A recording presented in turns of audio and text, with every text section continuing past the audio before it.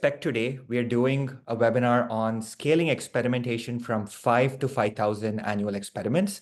The idea is that, as you go from 5 to 50 to 500 to thousands of experiments, you're going to encounter different types of challenges along the way. And we will, share some practical advice and technical changes that you need to make to cross that chasm and successfully scale experimentation in your organizations.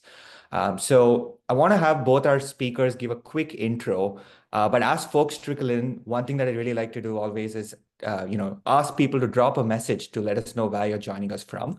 So if you could take a quick moment, and just let us know on the chat which city and state or country you're joining us from, that would be really nice to just see, where people are coming from today.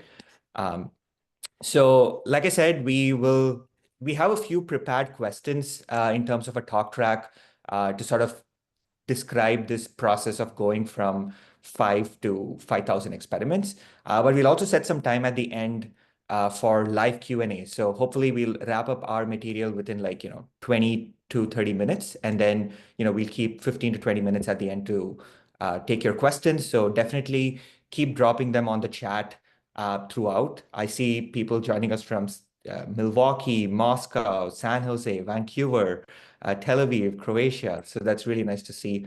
So yeah, to get started, Allon, do you want to give us a quick intro about yourself?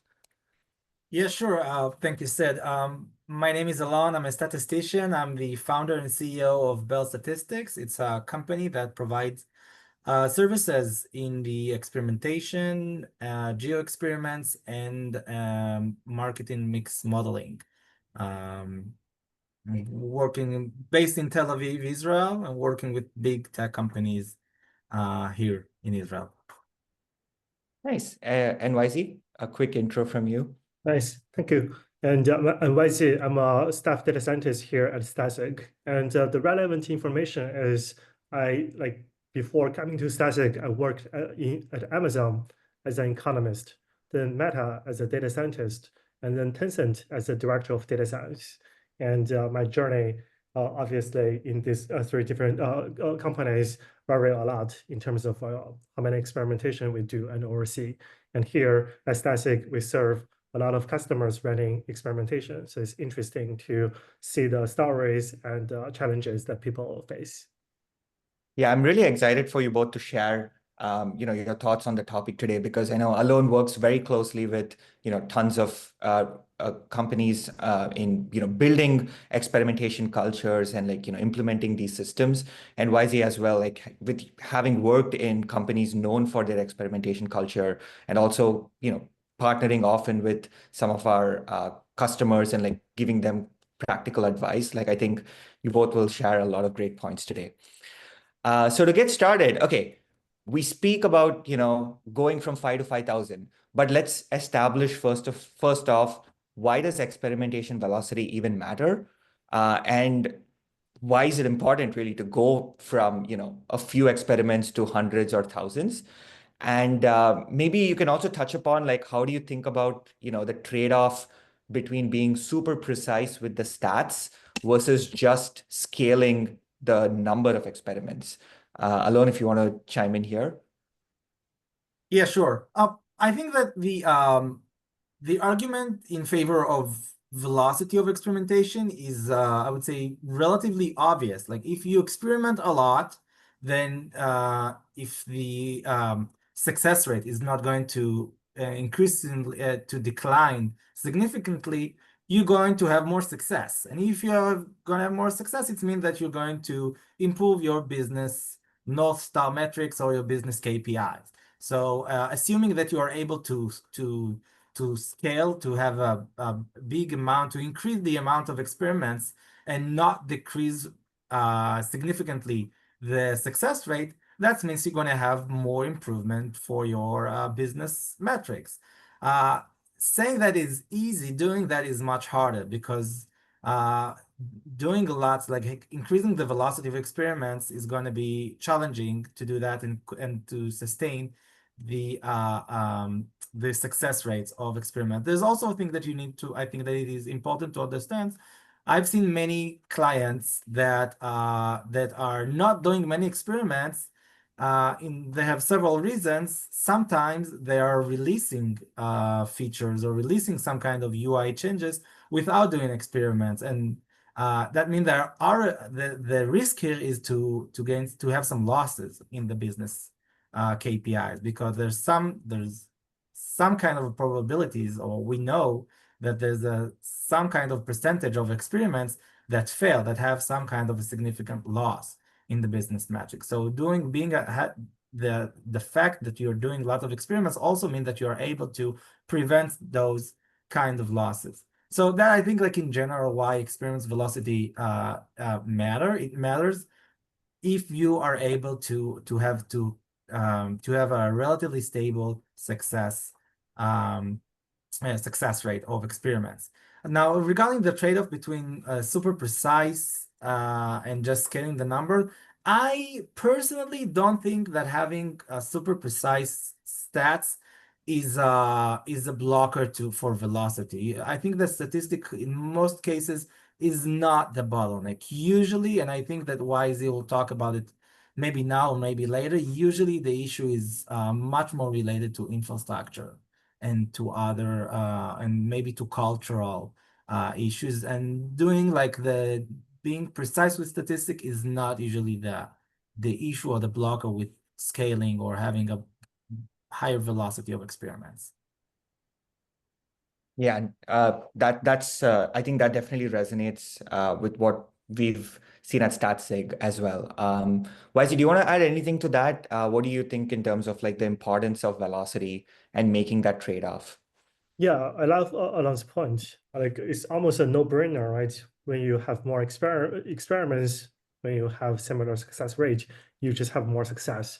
But I feel like I can decompose that into two components. The first is coverage, and the second is clock speed.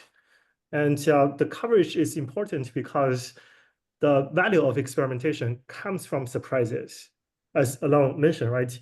A lot of experiments, like people launch experiment every day. This is one sentence I love from Sean Taylor. People do experimentation every day, but some of us have a randomized control group. Because when you do something new, when you launch a new feature, when you open to a new market, you are doing an experiment, but you not necessarily have a control group. And if you do that without a control group, guess what? From Ron Kohavi's book, 80% of our hypotheses are actually wrong. Like for people who run a lot of experiments in tech companies, we are all humbled by how often we are wrong, because modern products are difficult and we're doing difficult things. So if you just do experiment, if you just do not have A/B testing, but you just do new things, often you are wrong and you are actually hurting your business metric. So that's why I think coverage is important. You don't just want to measure the success. You actually want to be surprised and know what you did was wrong and let data speak. And the second is clock speed, obviously. Like when you have the infrastructure to support doing more experiments, you can just test more ideas. Before maybe you want to test 3, and now you can just have 5 small things and do iterations, and you just your development speed picks up. I think those are the two kind of secondary effects that are very important by having more experimentation. And accuracy versus or precision versus skill, I agree with Alon. Like I don't think it's a trade-off. I think you get more precise by doing more experimentation, because the only way to do more experimentation is to have a better infra, not only on experimentation but also on data. When you have better experimentation infra and better data, you get more precise. And maybe one side point is like when you run experimentation for longer, you have like a more precise confidence interval, but that is a trade-off on a different dimension. We can speak to that later as well. Yeah, definitely. No, we'll get to that as well. I think great points, guys, to set up the stage for scaling experiment velocity.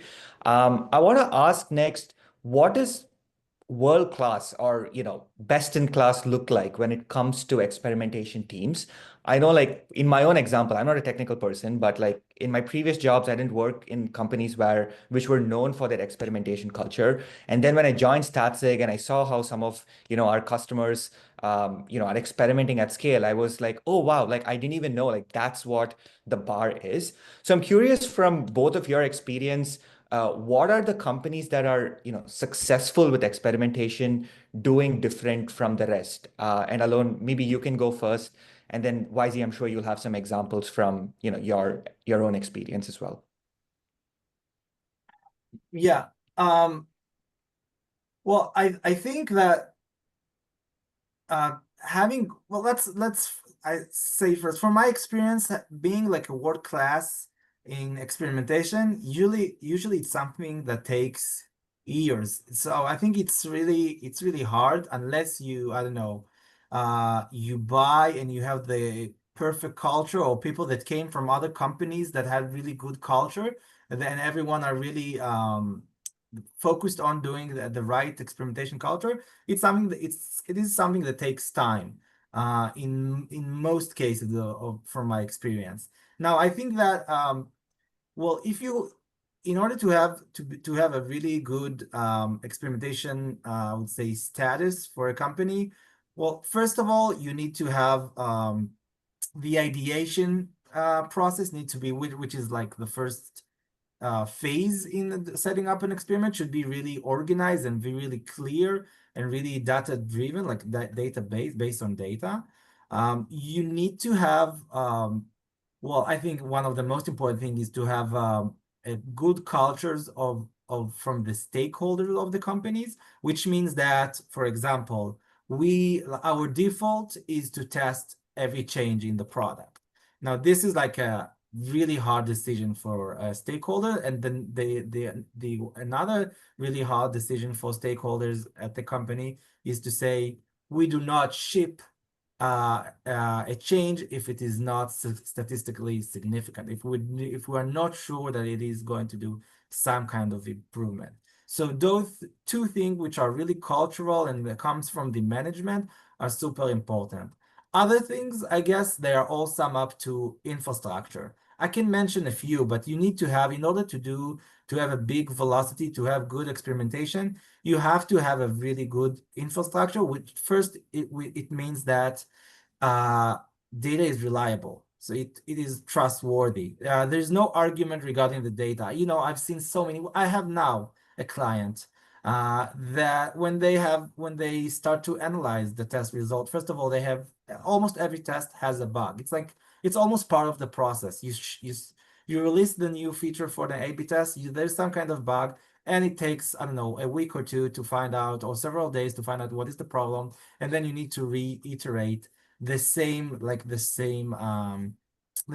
change that you made, but it's not anything different. You just fixed the bug. So you need to have, like, to minimize bugs as much as possible. You need to make sure that data is reliable, that people do not have a conversation, that if you have two analysts that are trying to get the same answer for the same test, they'll get the same result. So there's no way the data you see will be the same. And in order to do that, there's like many things you need to have. You need to have some kind of a metric catalog. You need to have one centralized place when you aggregate the data and collect the data. And another important thing is that when you do the analysis, it needs to be, I would say, there's always room to have some kind of that different people will have, maybe not, I don't know if different insights, but maybe some analysts or some data people or some product will see insight that other won't. But the bottom line of the experiment should be relatively clear. So you want to make sure that when you open the experiment summary, like the dashboard or the report, it is very clear to everyone what you see. Now, it might sound like it's something which is not important, but I've seen so many times analysts that are spending lots of hours, sometimes it could be even days, working days, to analyze a specific experiment. And then you have, I don't know, they publish the result, and then you have other managements asking some questions or doing some comments, and then they are trying to reanalyze it or trying to find other things. So I think that if the data is trustworthy and if the analysis procedure is relatively clear and simple, you can save lots of time. And the last component when it comes to infrastructure, I'm sure there's like much more. I can't touch all of them. I think I would mention only two more, but there are many.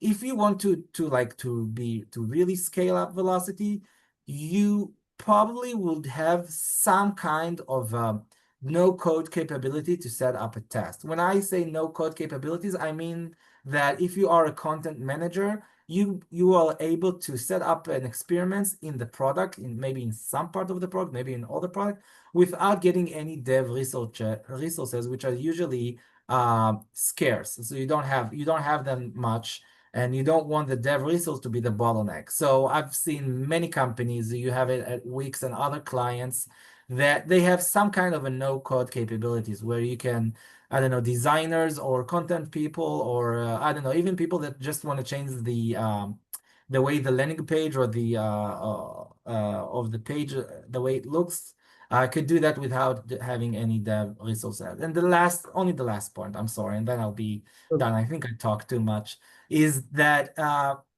world class will also have some kind of a fast lane for simple experiments.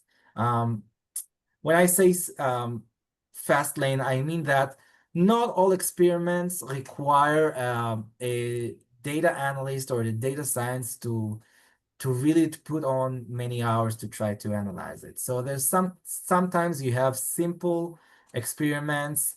The hypothesis is relatively simple, and if you have a good data infrastructure and the analysis dashboard or the report is relatively easy to understand, not only to data people, then you can have just like a fast lane for experiment for people just to try to throw many simple ideas or many ideas and check whether they did some kind of an impact.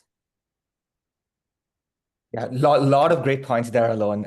Also, it's interesting you mentioned the, content testing and simple experiments without, developer resourcing. And that's something, interestingly, we realized at Statsig a year ago that we needed to provide some of that low-code testing tools as well. So we launched something called Sidecar. So it's interesting which basically lets companies test different elements on their website without actually having to, write new code, and they can use the Statsig, stats engine to actually measure lift. So, it's a good plug there.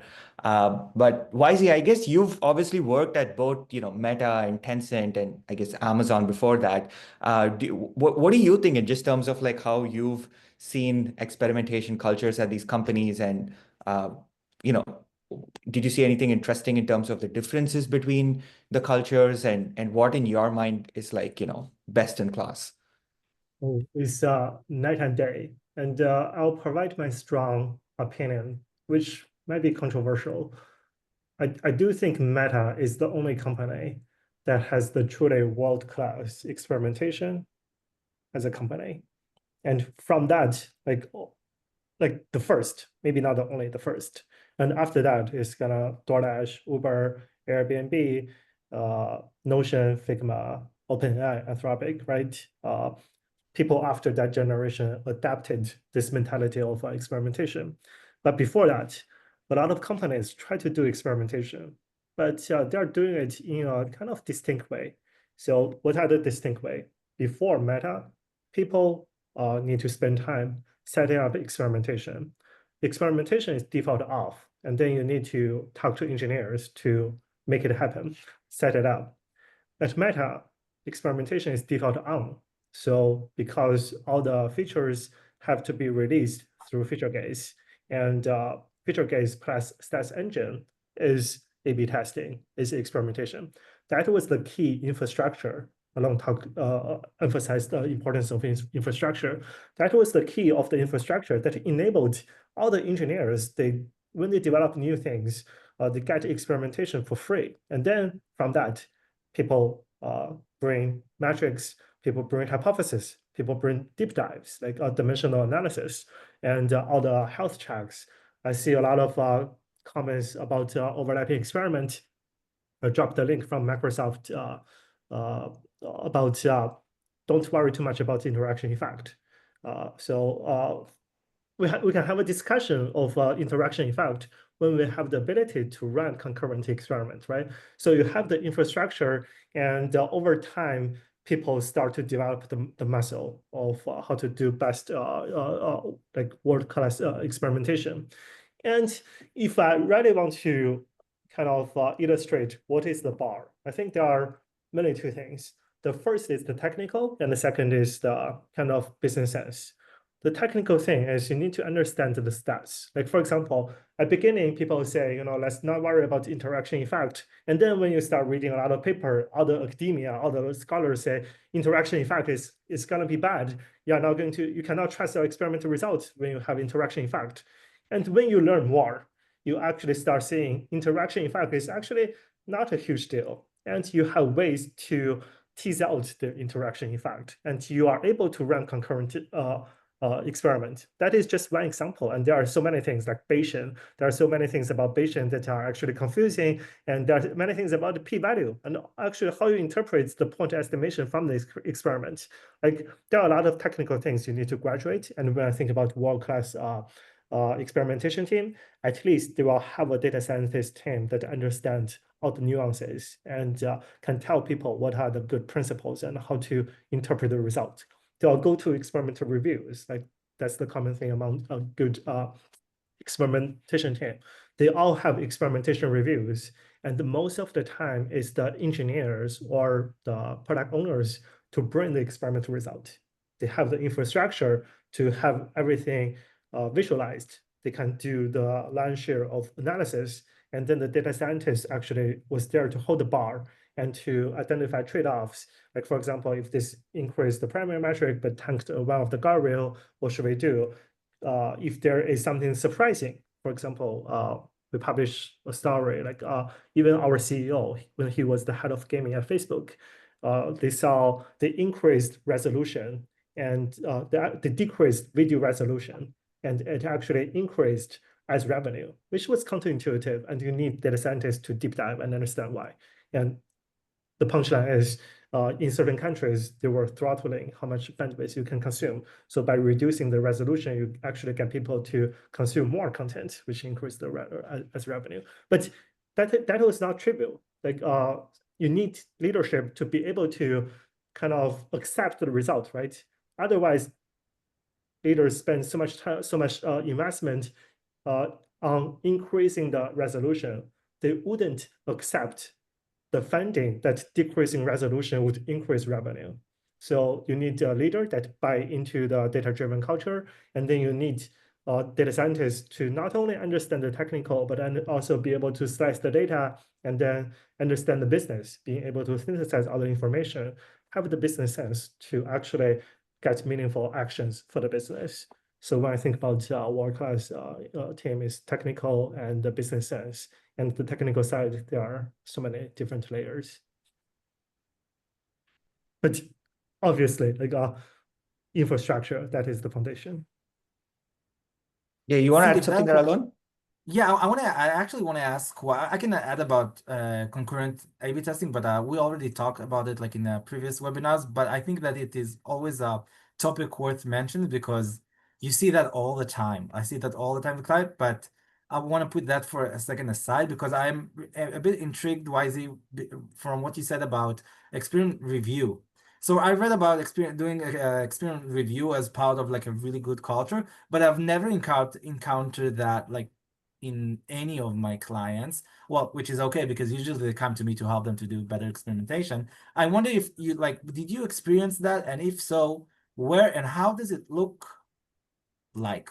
Is it like every experiments get a review? Do you sample experiments? Is it like someone that like a data science that people can come to and ask to get some to review the experiment results? How the process looks like in in companies that you've seen? Great question. I have done a lot of experimental review at my time at Meta, and I do hear other companies do that. For example, Atlassian, OpenAI, I think they do it maybe not the same way, but they do it. So what happens in experimental review is you set up the experiment. The best advice is before you set up the experiment, you should consult with your data scientist. Like for example, is your point of randomization actually good? Like you don't want it to be too high, right? You don't want to randomly split everyone who came to the app. You actually want to find the good point.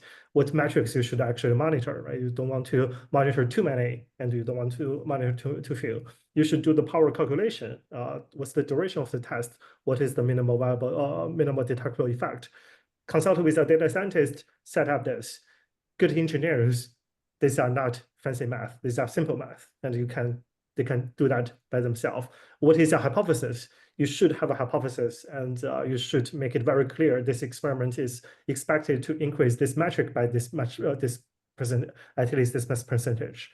After that, you run the experiment. Every experiment needs to go to an experimental review in order to get shipped. There's no negotiation. If you want to ship something, bring to the experimentation review. If this is urgent, call a data scientist. They will support you ad hoc. But often it's every Friday. There is a time. Like when I was supporting Meta, I was supporting like but that was different. But the core team, like I was supporting 3 different teams. But the core team I support, there are about 10 engineers, and every week I would review from 3 to 20 experiments. That's how many experiments these like 10 engineers are running concurrently.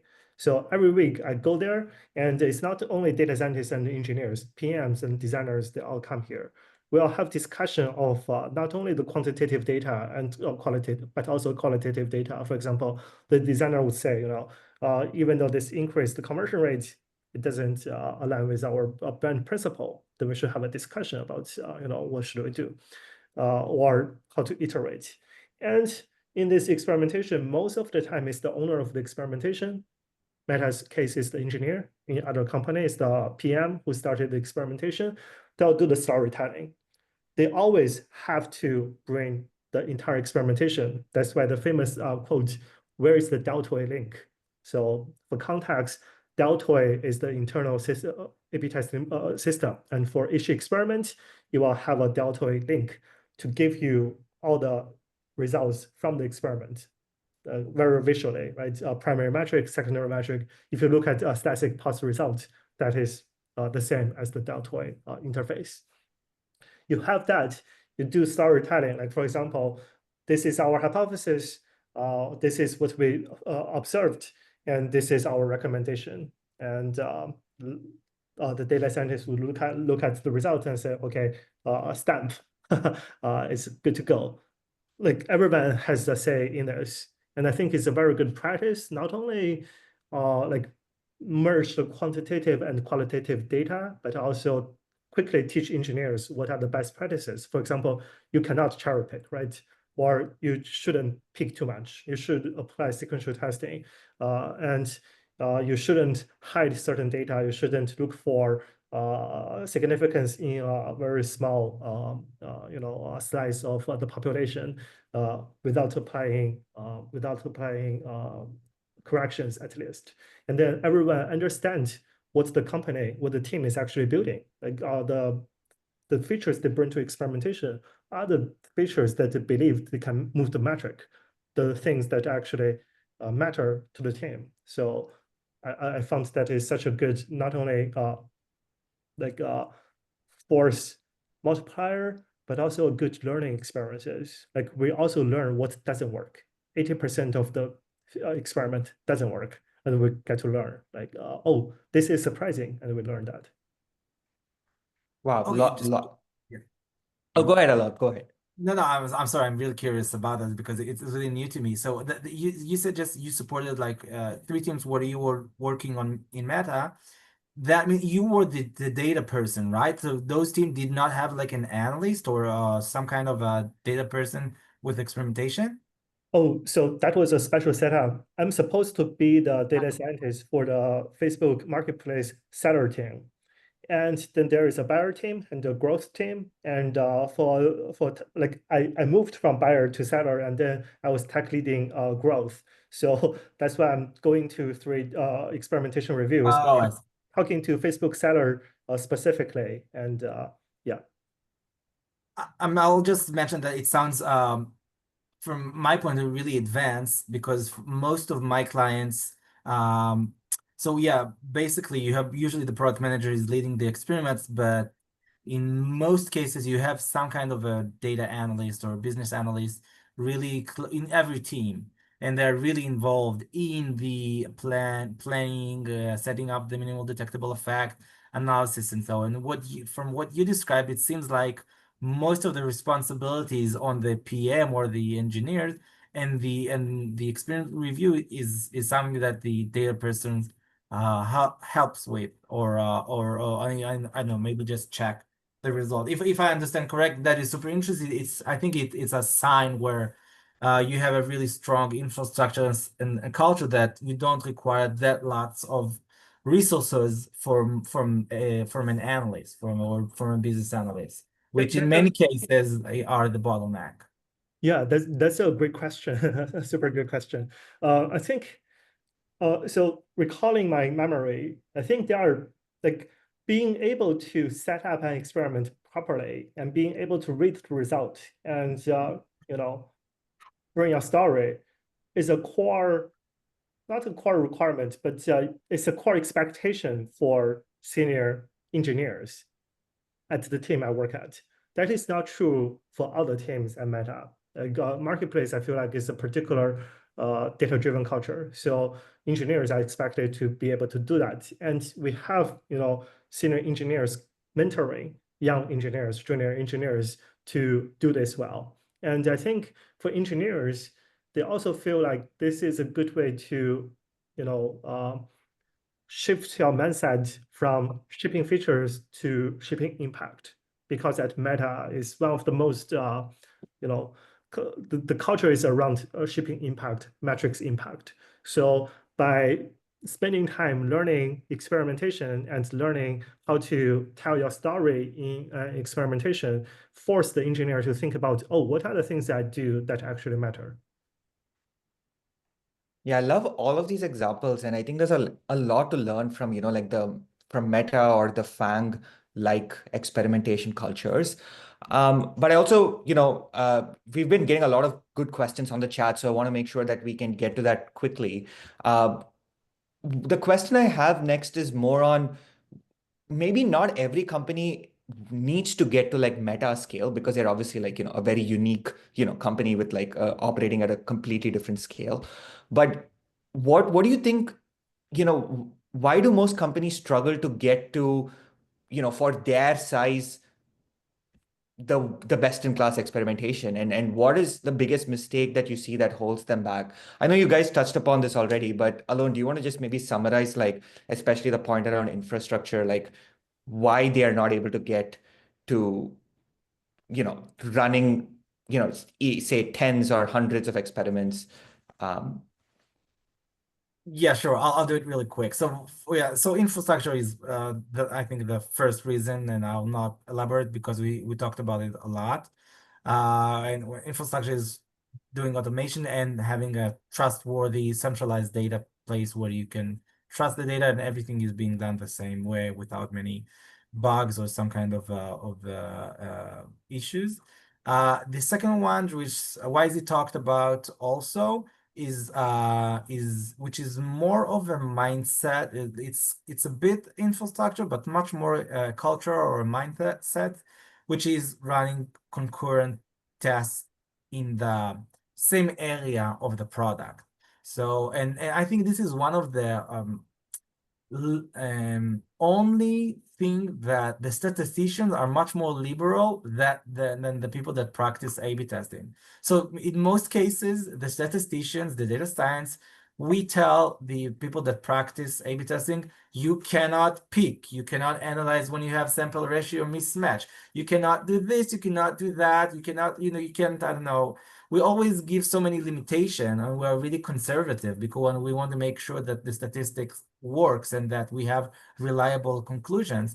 But when it comes to running tests in parallel, we are actually usually the liberals, and we're not the liberals just because that's who we are. We're not. Just because there's lots of research about it, and you also shared the article from Microsoft, but there are many, many companies, big companies that are saying that interaction of effect is relatively rare.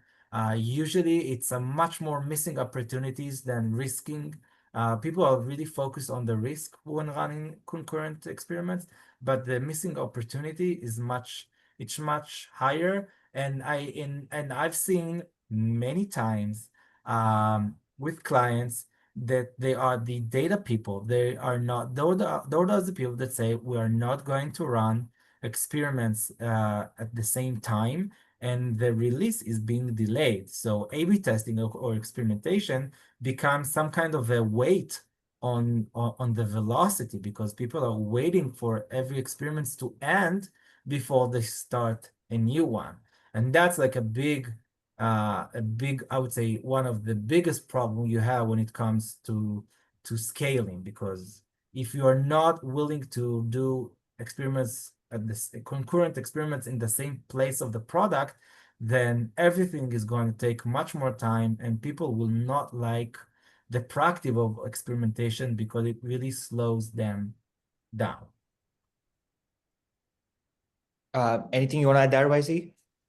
I want to kind of provide some of my own experiences to Allon's point, infrastructure, because I saw the audience question, and I feel like people don't see the other side. People don't see how good infrastructure looks like, and people are struggling with A/B testing, and that's quite common because A/B testing is so easy to start. Like you give me an Excel, and I can do A/B testing for you, but it's incredibly hard to scale. And when you have the infrastructure, it makes everything so easy, so reliable, so simple, so trustworthy, and it's night and day. And my personal experience is I was working at Tencent, and Tencent internally developed A/B testing platform. And like our team, the team I'm supporting, I was managing 30 people, supporting a 500 people organization, and with a lot of machine learning scientists and other things, and we have a decent enough sample size, and a constant struggle with this. Like whenever I try to do experimentation, people always come back to me, oh, you are slowing things down, and we don't have bandwidth to set up experiments. We move fast, so we shouldn't do experimentation. And I always found that ridiculous. Like companies who do more experimentation move faster, then why experimentation was at odds with moving fast? And that was a puzzle to me at the time. And then I came to Statsig. I saw so many different companies and different managers, and I realized people don't get. We didn't have the proper infrastructure, as Allon pointed out. Even at Tencent, huge company, such a profitable, like huge company, we just didn't have the proper infrastructure to make it as simple as possible and trustworthy as possible. So every time we want to set up an experiment, we need engineers to actually spend a couple of days. And then we have to monitor for a long time, and there are a lot of things that can go wrong, and the results are actually not that trustworthy. So it's rare that leadership had an opinion and experimentation would be able to change the direction, because you can always find some bug in data or in the process or challenge the methodology. Versus if you have a good infrastructure, it's always leadership listen to data, leadership listen to experimentation, because they challenged the infrastructure over and over again, and they found there is no error, so they have trust. It's almost like me trying FSD. Like the first day of using FSD, Tesla self-driving, I was like, I want to take over. I want to take over. But after seeing it navigating to a few difficult turns, I was like, okay, I trust you, and I will just give my life to you. So the infrastructure is really the key, and the culture, I feel like, is important, but you need to have the infrastructure, then you can talk about culture. Yeah, totally. I mean, I always use the parking on Tesla, and it's like as soon as I did it, I was just like, oh, because of that, I'm going to trust it for everything else now. But okay, to sort of tie it all together, right? We've discussed so many different ideas, and I think there's been a lot of rich information. Before we move to the audience question, I just want to ask a couple of very quick questions on. Firstly, say your company is running just a handful of experiments. Many companies here in the audience can relate to this. So, what would it take for someone to go from 5 experiments per year that are being run in silos to 50 experiments per year? Alon, do you want to quickly share what you think to just do Yeah. 5 to 50? Yeah. So I think that in most cases, people are you have more than 50 changes in the product in a company. So usually every company releases more than 50 a year, which means roughly 4 a month. So if you're doing 5, it means that setting up a test and analyze it takes lots of time. So you need to have the basic, I would say, infrastructure, have a feature flag, the capabilities, have some kind of I would say script, SQL script, SQL script that helps you to relatively easily half semi-automated way to aggregate the data and analyze the results. And if you do that and you have like 1 or 2 data analysts at the companies, and then you are able to do 50, which means just supporting the development, the normal development of small to big startups that what they naturally do in the product. Nice. YZ, anything do you want to add there Oh, for the 5 to 50? it's not only small startups. I talk with many like enterprise companies. They have like tens of thousands of people, and they do 50 experiments per year. Like, yeah, Totally. because of the infra is so hard to do. And every time, like even if you want to find how many active users we have, that would take. There is a meme actually.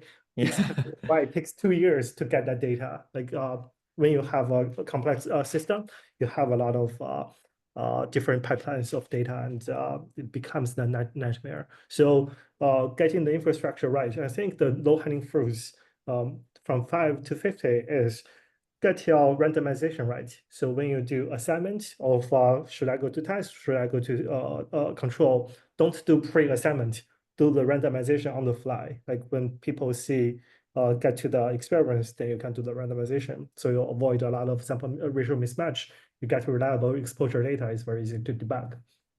You want to build pipelines to automate the math, like for example, all the simple t-test or the qpit even, or sequential testing. You should be able to automate, not too hard. Delta method is hard, but you can get some simple automation of math. And you want to build reliable pipelines for metric, and just like getting data to experimentation and be able to get the result. I think these are the things that can help you get to 50 relatively easily, or by Statsig. Yeah, totally. Okay, so you get there. So you get to 50 or so annual experiments. What does it take to 10x from there? Like, what does it take to go to running hundreds of experiments as the next stage? And, we can wrap up maybe with this and take some questions from the audience. Yeah, I think that I want to say 2 things. If you want to scale from to double by 10, not double, to multiply by 10 the number of experiments when you already get to 50 or even more, like to 100, then you must have like a really mostly automated infrastructure. Usually it takes year to build internally, or you can buy it with products like Statsig.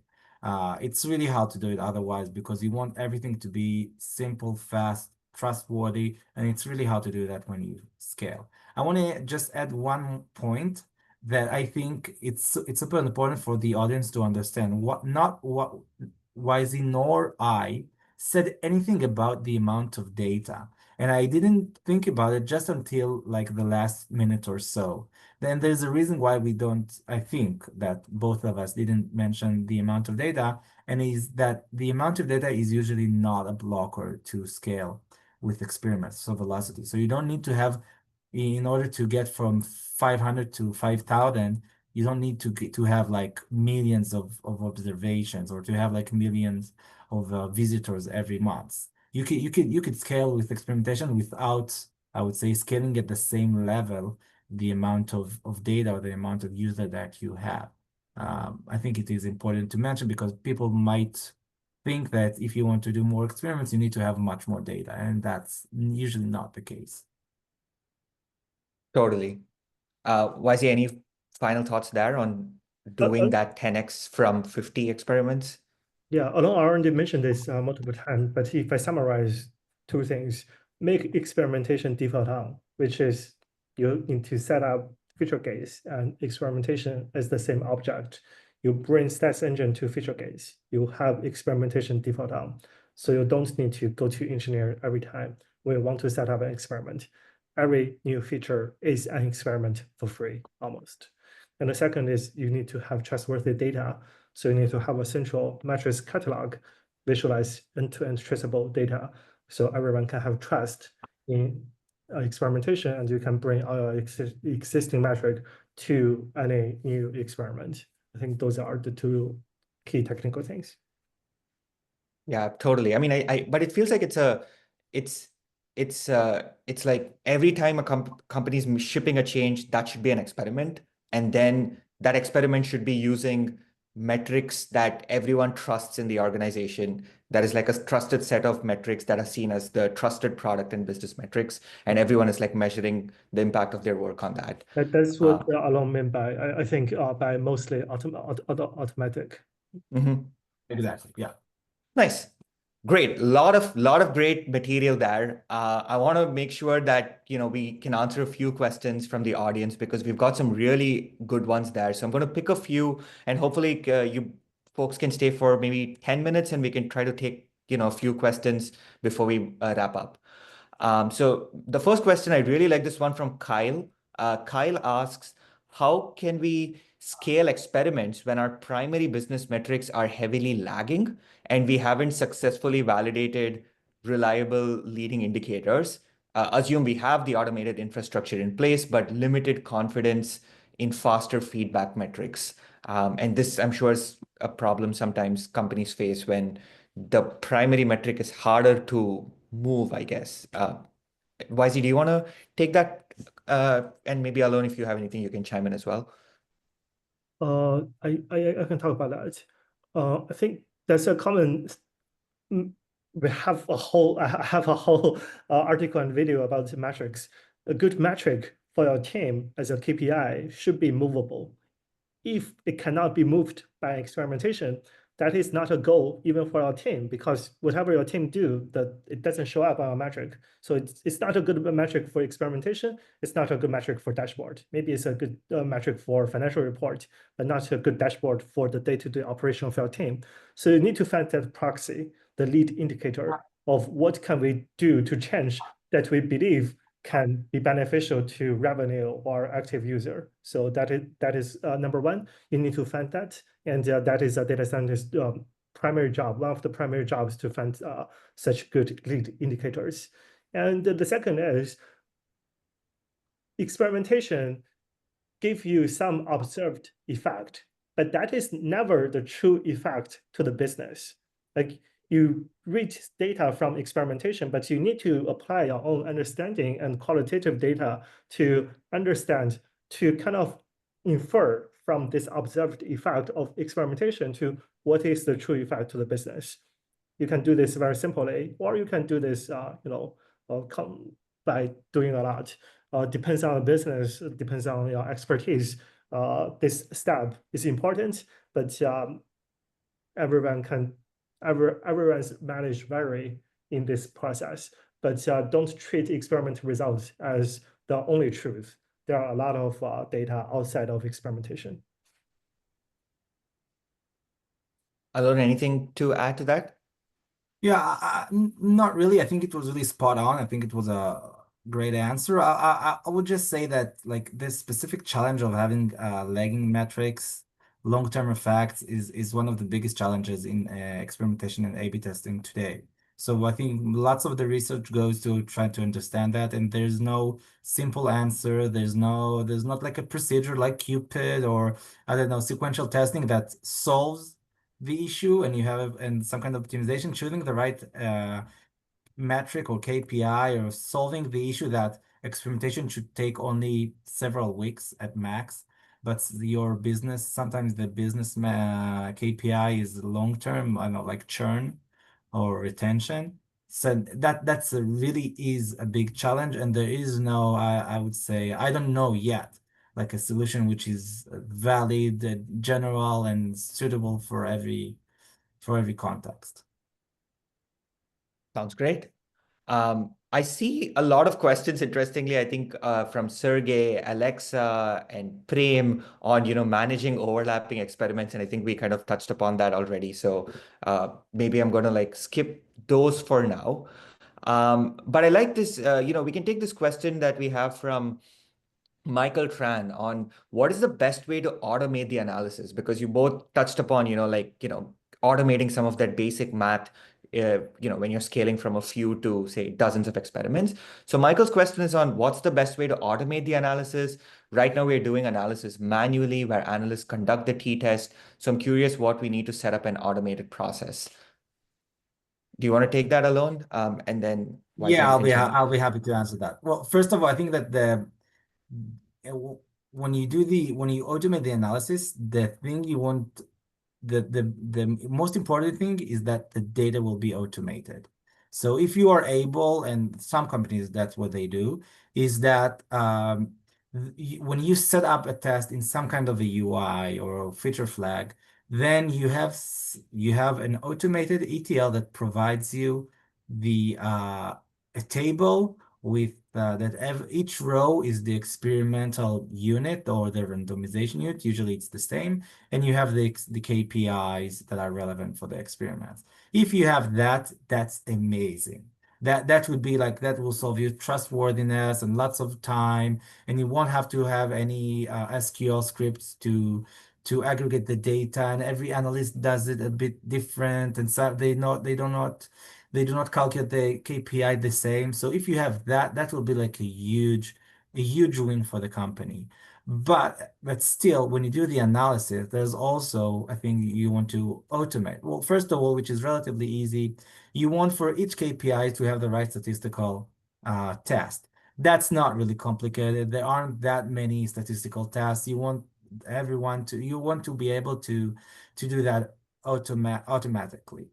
But the second thing, which I think is really where many companies fail at, is you are able to do all this sub-segment or subpopulation analysis automated.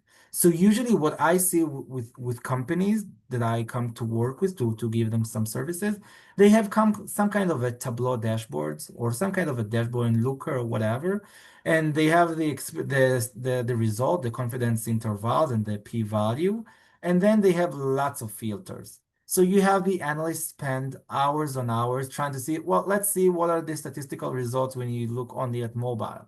Let's see what are the statistical results when you look only at the US, or you look only at first tier of customers, high pay customers. And you can do so many filters. You can use two filters at the same time and do all slice and dice.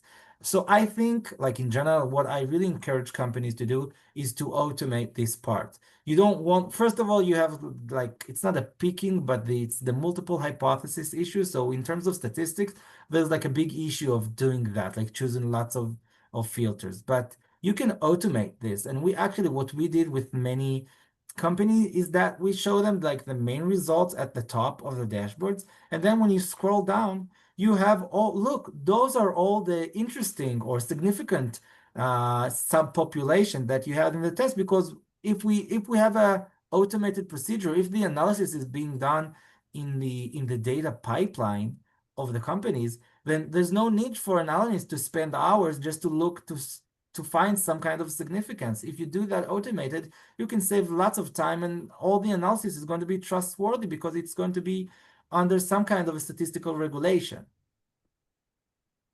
Yeah, totally. Great points there, Alon. Maybe in the interest of time, we'll try to take one final question. And Chris asks a good question that sort of ties I things up. give some context. Like as Allon was speaking, I did some screenshots and shared Yeah, in yeah. about static UI, basically the our UI of what Allon was talking about. Yeah, no, that's very helpful. Yeah, folks can check that out. There are 3 screenshots that YZ has shared on the chat. That might give you an idea of like what was just discussed. So Chris's question is, how do you measure the value of your experimentation program so you can prove that value? We have considered the value of information as an approach, but in practice, it is hard to translate to something meaningful like dollar amount. Is that something that I know both of you have obviously, Allon, maybe you can chime in first and then YZ, you can share as well. Yeah, I'll try to do it quick. I said this several times. I hope I did it too. I think that I started to find interest in that only recently. I read some blog post, I read some article. I think it is really interesting topic to try to do that. It's also hard. I usually when I come to client, I don't promise anything regarding dollars. I just say we can make your experiments run faster to increase velocity and to have more reliable. But you can, I saw some kind of formulas from actually competitors that I have that were trying to measure the impact in terms of dollars of the experimentation program. So you can take, for example, the number of experiments, you can take the success rate, and then you have false positives. So you want to take them out. You have some kind, I would say, diminishing return of or some kind. You can, like a successful experiment does not mean that it's going to be successful for the next 10 years. So you can formulate in some way. You would try to generalize it in the sense of if you improve something in the really small part of the product, it doesn't mean that, and you have 10% uplift, it means that like in general, you're going to have only, I don't know, 0.5% uplift or so. So you can do this kind of formula. It is, I don't know, it's could be useful, but it's also a bit tricky. Like I don't have a strong opinion, but I think like in general, I think it's a good motive to try to measure it, and I think you can do like a decent job, which won't be perfect, but could be like a decent answer. So hard to Totally. answer. I wish there is a formula, but I just feel like for example, other secondary effect, right? The data-driven culture, people have humility in being humble about their ideas. People have the frontline engineers have the liberation to test behind experiments. That's so powerful. You cannot do that without experimentation, but it's very hard to measure that secondary effect. So to me, I feel like it either has to be top down or needs to be a very strong champion inside of the company, and they can prove this. They cannot prove the overall value. I feel that's hard, but they can point to a specific experiment and say, this experiment changed your opinion, changed the company's direction. If it didn't do A, if it did B, this would result in millions of dollars wasted. And I feel like for individual experiments, you can certainly do that. Like I have many stories, and just a few weeks ago, Marcos, right, our head of Eng, shared his experimentation at Meta, how he saved company millions of dollars or like tens of engineers investment because he was able to prove some hypothesis with experimentation. So I feel like the concrete evidence is easy to gather, but the overall is very hard.